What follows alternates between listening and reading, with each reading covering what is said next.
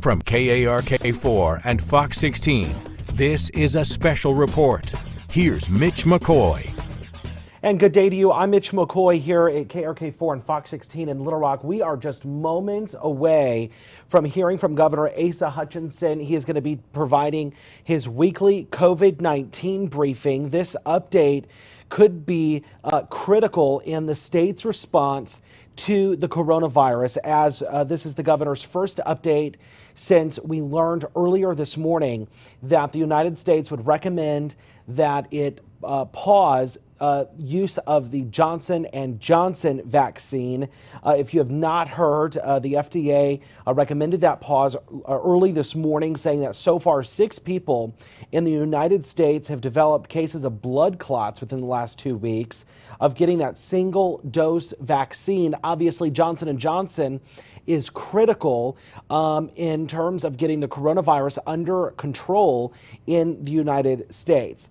While we are expecting the governor to discuss a little bit about Johnson & Johnson, this update comes at a very interesting moment in the state's response to the coronavirus, because you have a significantly lower number of cases being reported. Yesterday, there were 69 new cases of the coronavirus reported in the state of Arkansas, numbers that we had not seen since the beginning of the pandemic about a year ago. So this update will be interesting. We do know that the Arkansas Department of Health has recommended pharmacies pause administering the Johnson & Johnson vaccine. Of course, Johnson & Johnson, that single dose vaccine that has been administered nearly 7 million times across the United States. So it is very pivotal for health officials would argue that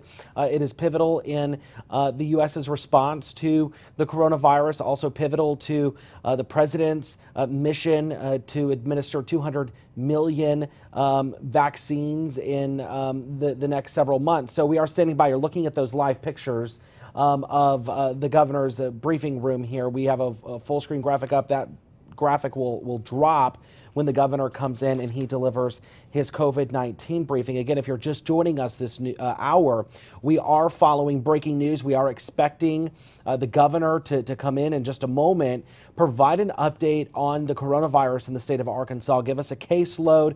We have seen fewer cases here in the state. We've also seen fewer hospitalizations, and the daily death count has dropped significantly. It's also the governor's update just hours after the United States recommended a pause in the Johnson & Johnson vaccine. Here's Governor Asa Hutchinson. Let's listen in live. Good afternoon to everyone. Thank you for joining me for today's weekly COVID-19 update. We have some very important topics to address today, particularly on the urgency of getting the vaccine out in Arkansas, and also to address the J&J vaccine and the CDC discussion on that.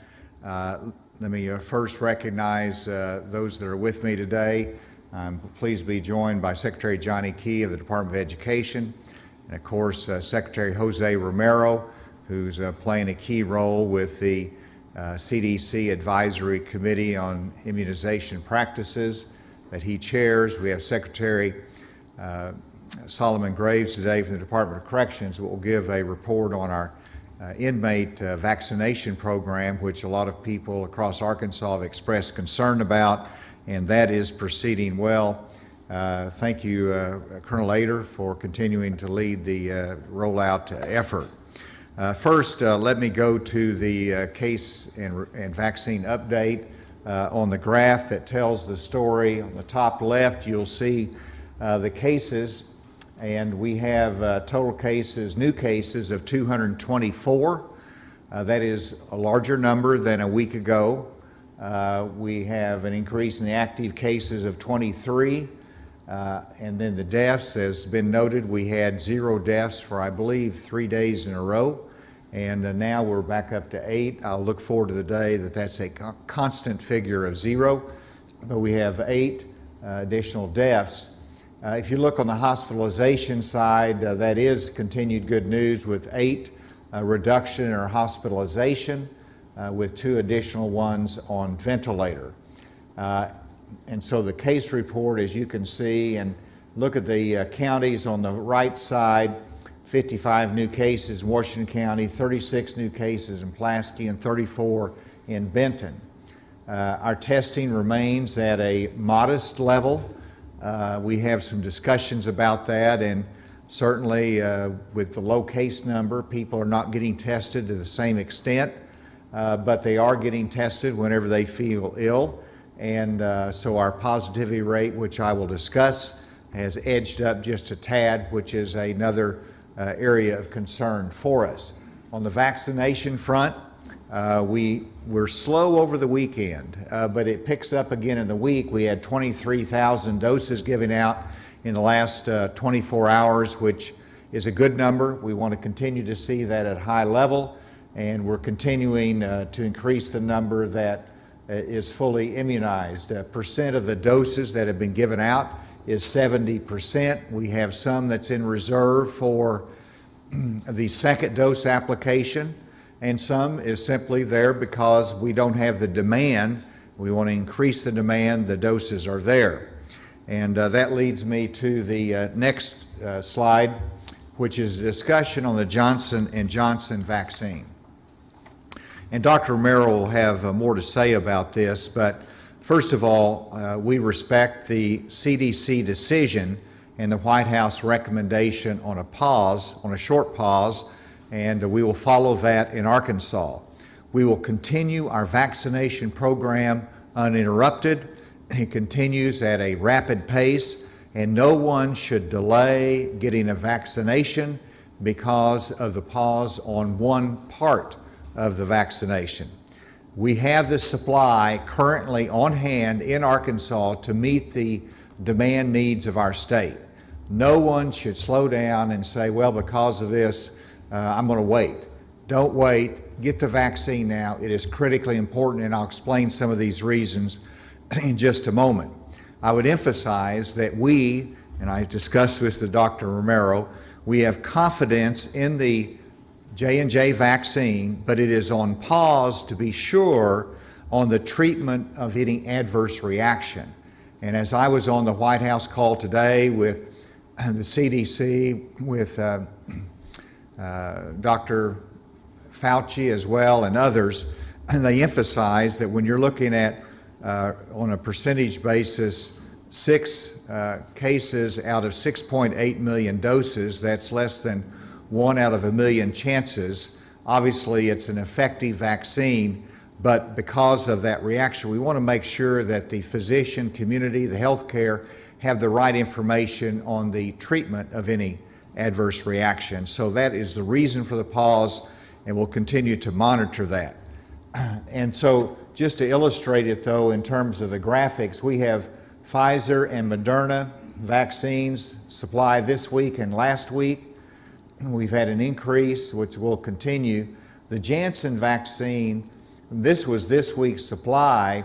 Last week we had 43,500, but it's down 38,300 before this pause. And the reason was because the Baltimore facility that had some issues, so that it reduced the flow of Janssen vaccine to our state. And so that is even before the pause that we had a reduction in it. And so we were prepared for that reduction, and it did not come as, we still have adequate supply.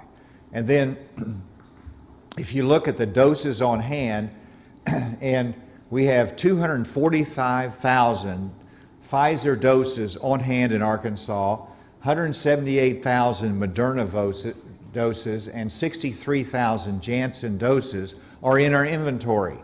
Of those, 20% are reserved for second doses, and 20% are being saved for some mass planned events. And you say, well, why are we not getting more of those out? And the answer is you. We need you to get your vaccination. We have the doses available to get into your arm. Please do not delay. Get your appointment and get it done. There is that opportunity for you, and nothing will slow it down. Now let's go to the important, well, first of all, the vaccine call line. Please call it. Call that number, and there will be those that can help you identify where the best place is for you to get your vaccination. We have a list of all of the clinics, we have a list of the pharmacies that have it available, so we can get you pointed in the right direction. Secondly, if you're homebound, please feel free to call the vaccine call line, because we're going to be utilizing one of our contractors, the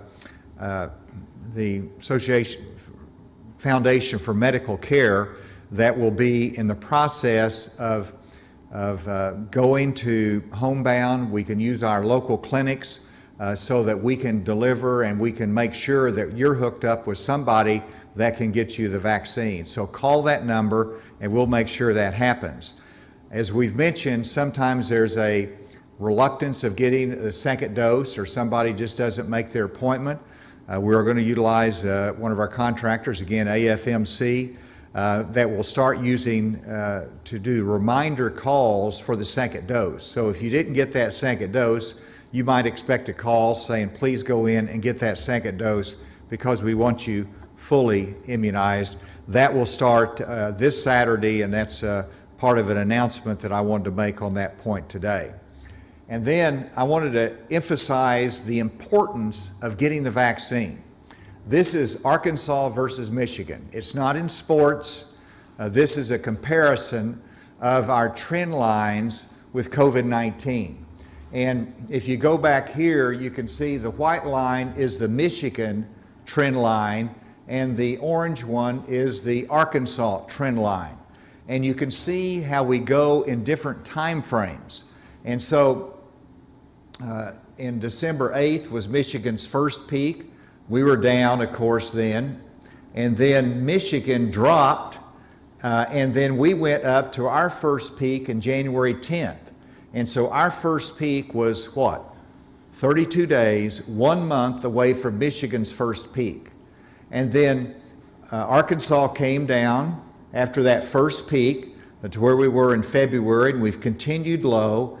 Michigan came down gradually, and they also reached their low point in February. And then Michigan skyrocketed. They went up on that white line to their second peak, which is April 9th. Now, if you looked at what happened on the first peak and Arkansas's peak, we're 32 days apart. The question is, will we go up and peak again, just as we followed Michigan and some of the other states before? We lagged behind them in our trend line. Now, that's why we're at a crossroads, and we can avoid that second peak if it comes. We can avoid that second peak by making sure we protect ourselves, but that puts us on the race to a vaccine. Get the vaccine. We need everyone to participate in this. Don't delay, because we are in a race. We're in a race against time to get the vaccinations out before we start going up in our cases again. At least that's the trend line that we've seen in other states. And then I think that's, I did want to point out another concern is the positivity rate. From August to the present, the 7-day rolling average percent positivity that includes PCR and antigen tests, you can see how high we were at our peak in January in positivity rate, getting up to 18%. Now we're back down, but you can see a slight tick up in the positivity rate. And the concern is that that slight tick up in the positivity rate is the reason we had a little bit higher number of cases. So beware that the virus is still here and that we need to get our vaccination. With that, I wanted to recognize Dr. Romero first, and he has been on a call, and he'll leave and go on the call as soon as he makes his remarks, and he will be chairing the ACIP committee tomorrow with the CDC. Has asked them to look at the Janssen vaccine, and so that's a very important meeting that he will be chairing tomorrow. But Dr. Romero.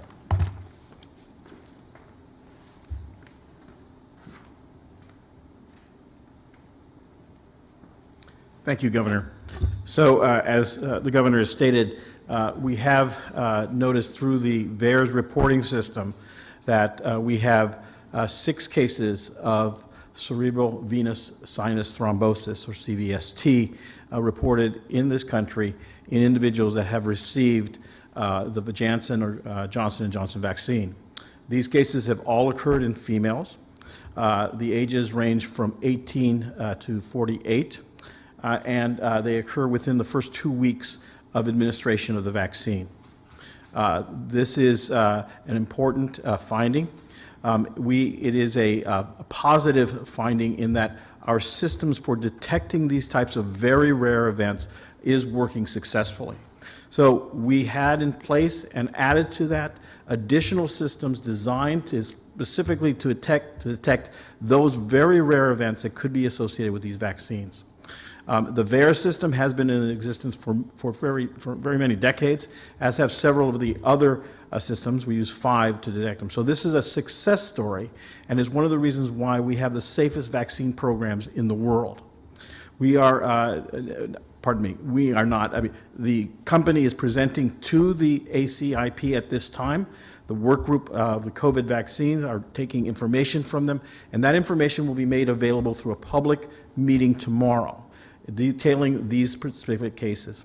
So, as the governor mentioned, we believe it is prudent at this time to pause in our administration of the Janssen vaccine until we have more information, and in particular, because this is an unusual manifestation of thrombosis, we want physicians to understand that this treatment for this particular disease is not your standard treatment.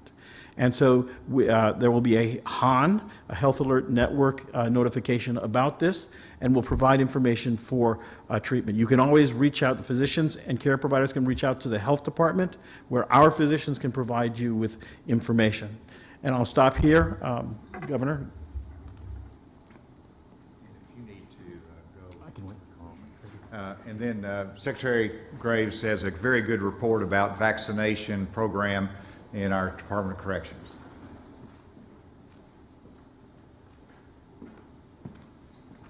Thank you, Governor, and good afternoon, everyone. I wanted to begin real quick with an update on our case counts within the Department of Corrections. As of this morning, we have 48 active cases among our offender population. All of those cases are related to new intakes into the system and not originating from infections within one of our facilities. We also have 4 staff who are currently out with diagnosed COVID-19. As of this morning, we have administered 3,333 doses of a COVID vaccine to DOC employees throughout our various divisions. Of that amount, 2,353 doses were administered through a department vaccination clinic. Within our offender population, we have begun a vaccination plan using the 2-dose Moderna vaccine, where we expect to vaccinate 7,454 inmates at the end of this vaccination schedule. That number is based on surveys of our inmate staff and where inmates indicated their planned acceptance of the vaccine. To date, we have administered 719 doses of the Moderna vaccine. The first doses will all be administered by April 21st. Second doses will be administered by May the 19th.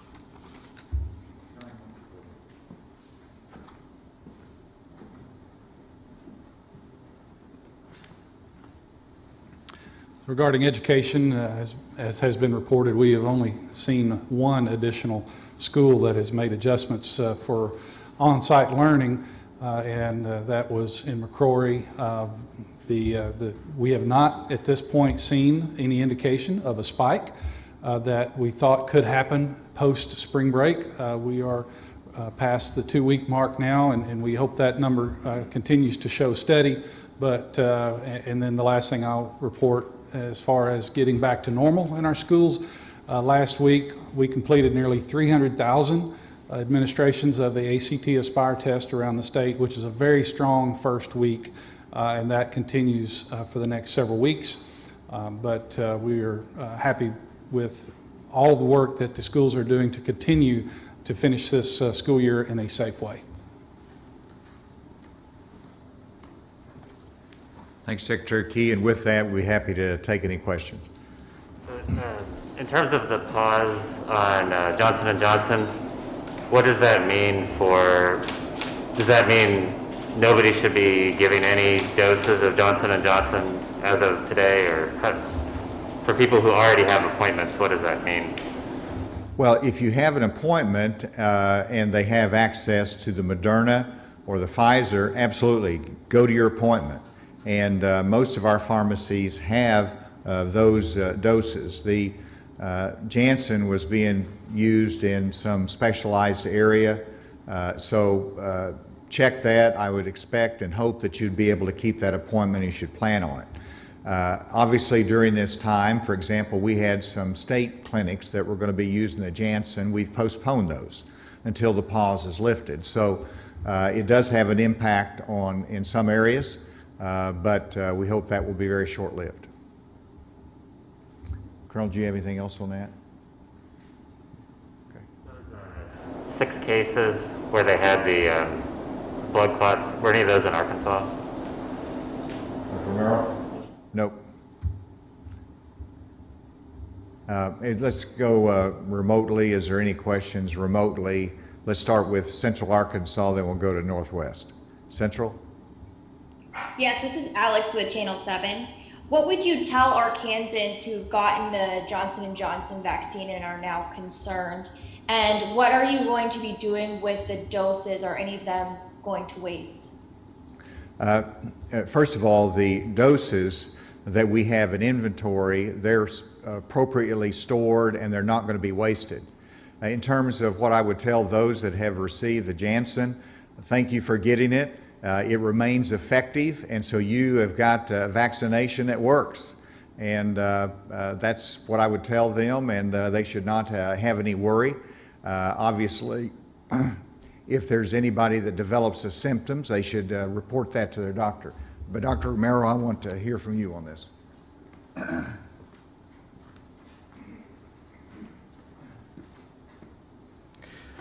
Thank you. So based on information that we have now, if it's been a month or more since you received the Janssen vaccine, your risk is extremely low. For those individuals that are within the first 2 to 3 weeks, signs and symptoms to watch for, the things that you should be looking for are intense headache, that is a very severe migraine, more severe than you've had in the past or the first time you've had a very severe headache, chest pain, abdominal pain, leg pain. Those things should prompt you to seek medical attention at an emergency room and allow those doctors to go ahead and examine you. In the case that you receive the Janssen vaccine and you do visit an emergency room, please inform the physicians that you've received the Janssen vaccine and how many days or weeks it's been since the dose was given. Excuse me. Another question? Hi, yes, this is, excuse me, this is Mercedes McKay with Channel 11. I'm curious, Governor and Dr. Romero, whether this makes y'all, with this short pause, a little more nervous about those who may have been already hesitant in Arkansas, that they will not want to get any vaccine after this pause. Well, I expressed that concern to the White House today, that whenever you say a pause, they need to evaluate this quickly, because we want to make sure that people have access to all 3 vaccines that have been proven effective. And so it's going to be a little bit more of a messaging challenge. We got to rebuild any lack of confidence as a result of this pause. We want to emphasize that you got 2 vaccines that are not impacted by this, that are available, and we hope that the White House is going to have to help us out with the national messaging as to what happens tomorrow in the meetings and the announcement that'll be coming up in the CDC. But people should have confidence, and we want to continue to build that. And I think the fact that they're being so transparent should build confidence. I mean, they're disclosing 6 adverse cases out of 6 million. And so that transparency, and it's really about treatment, should build confidence. We hope that over the long term. Dr. Romero? So to dovetail on what the governor has said, we should feel confident that our system is able to detect these.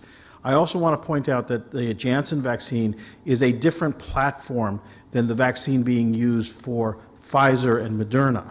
This is, the Janssen vaccine is an adenovirus vector vaccine. The others are an mRNA vaccine.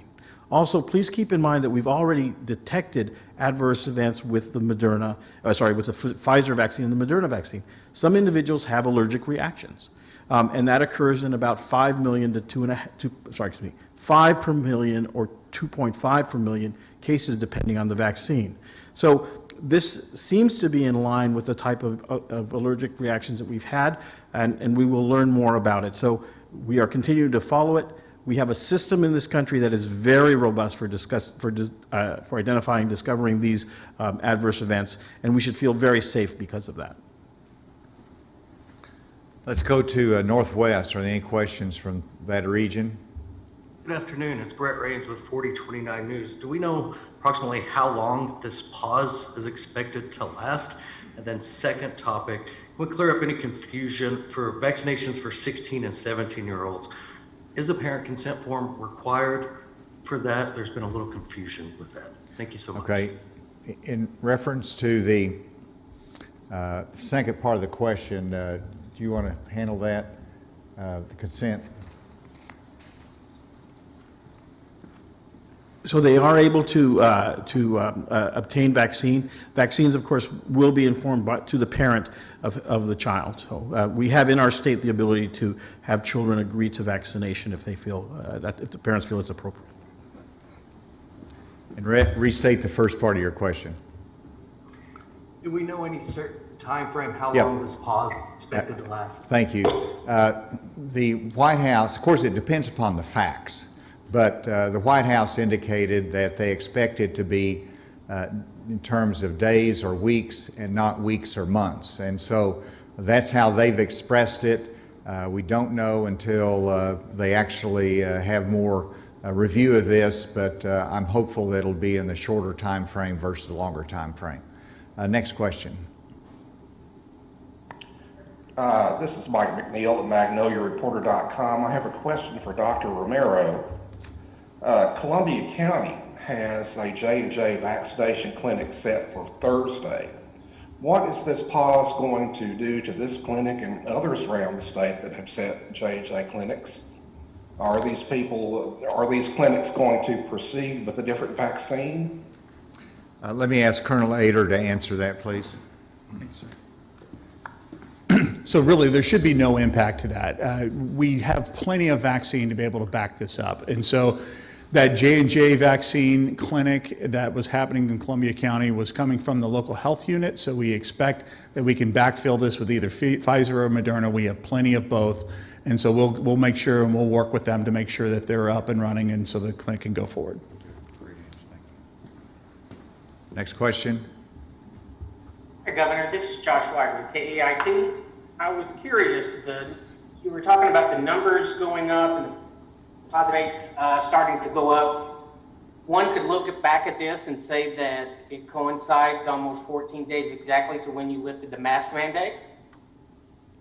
No, no, I don't see any relationship there. And again, there's a very, very slight uptick for like 2 days in cases. We'll see where the trend line is, but it's really not enough to set a trend line yet. Next question.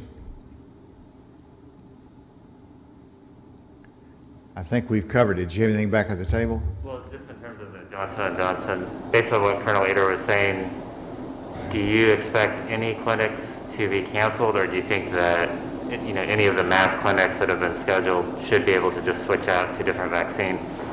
And also, to clarify, how hard is the pause in terms of providers? Like, if somebody really wants the Johnson & Johnson vaccine, are you telling the pharmacists they should not give it at this time?